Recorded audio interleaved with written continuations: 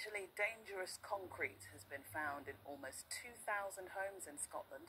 Hundreds of others are under investigation. Officials in Aberdeen have already announced 500 properties there will be knocked down. Juliet Dunlop is in the city for us this morning. Juliet, good morning. This really does sound like a total nightmare for people involved, doesn't it?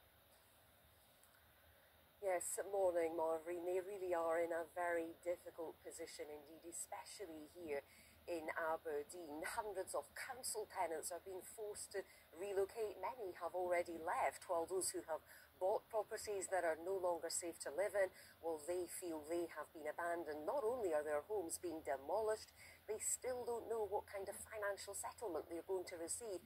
And other homeowners in other parts of Scotland that are also dealing with RAAC, well, they could be in the same position. They are calling for compensation and inquiry, and next week they'll take their protests to the Scottish Parliament. It's affected me more now than it did, because your mind's just no thinking now over 9 months of having to think, are we going to ever get this finished? Jimmy was looking forward to a stress-free retirement, but last October he suddenly lost his home of 40 years. A victim of Scotland's crumbling concrete crisis, he's now in homeless accommodation in Clackmannanshire. This is not living. This is not living at all. It's just shocking the way it's happened. And as I say, you sit there and think, oh, we're sitting here, one minute we're sitting in our house watching the telly, and next minute we're here.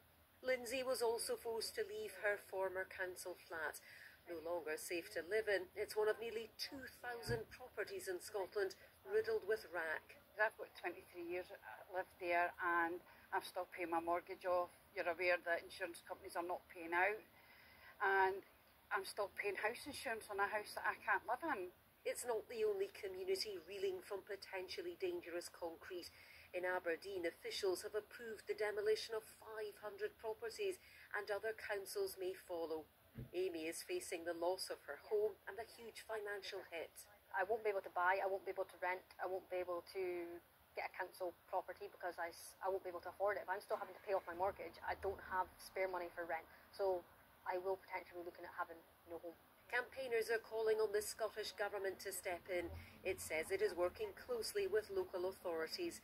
Aberdeen City Council says it aims to purchase private properties by voluntary agreement, while Clackmannanshire Council's preparing to update those affected. But for now, it is homeowners who have been left to pick up the bill. Juliet Dunlop, Good Morning Britain.